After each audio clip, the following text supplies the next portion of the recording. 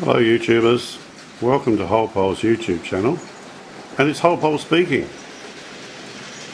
Today I've got a brief review of this train, the Brighton Belle, as manufactured by Hornby. And who thought that even a few years ago we would have been able to buy a magnificent 5-coach replica of the Brighton Belle? I certainly didn't. I'm a little bit behind with my clip because, as you know, living over here in Australia takes things a little bit longer to get here, and I made the mistake of not pre-ordering the intermediary coaches between the motor driving units, so I had to wait for those to come. And incidentally, I'm getting all my stuff from that famous shop in Liverpool, and I'm getting it sent by DHL now because although it's cost a lot more, I do know exactly when I'm going to get it. It takes exactly 5 working days. I place my order first thing on Monday morning, and we're 9 hours ahead, so Hatton's process it that day, and she gets here by the Friday.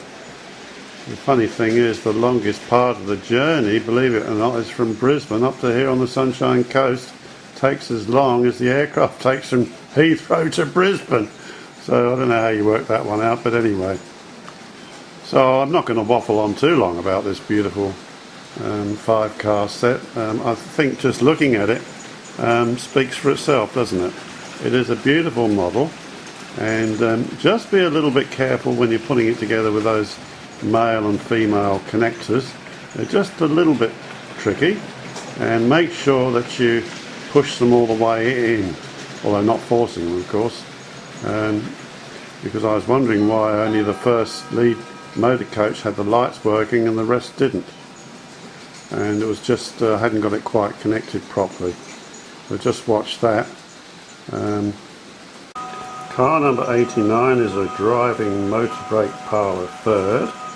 Car number 86 is a trailer parlour third. Both Doris and Hazel are trailer kitchen firsts. And of course the train's made up at the other end, car number 88, which is also driving motor brake parlour third. One I can recommend is by a guy called Letzter Instance, Letzterinstanz. He's got a 5-minute clip which I can recommend, and he does some nice slow run-bys of the train for you, plus at speed, so I can recommend that. Also, on the end of this clip, I've actually put a black and white clip that I found on the internet as the train as it was first introduced in 1933, and please take the time to watch that. It's only a couple of minutes, and plus this little review I'm doing. So all in all, with the running, it'll be about a 5 or 6 minute clip. Now, as you know, the Brighton Belle used to leave Victoria every day at 11 o'clock on a 60-minute departure in time until I think it was 1967, when it was reduced to 55 minutes.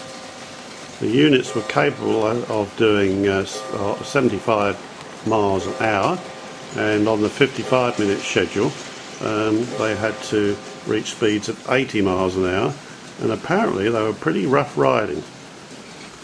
If you want a good book to read on the Brighton Belle, I can heartily recommend this book by Stephen Grant and Simon Jeffs, and published by one of my favourite publishers, Capital Transport. And honestly, everything you want to know in here. It's quite reasonably priced at £14.95. So if you want to know more about this magnificent train, which ran right through till 1972, please buy that book, because Capital Transport certainly deserve to be patronised. They put out some superb books on trams, trolley buses. They've got some superb books on the Southern Region, or Southern Railway, and later Southern Region electric multiple units too, which are superb. So that's that. Just notice that crest on here on the picture on the front of the cover here is a lot larger. They must have done a couple of different crests there, because it's only a very small one on there as they were originally introduced. They must have put this one on later on, as I think this photograph was taken in the 1950s.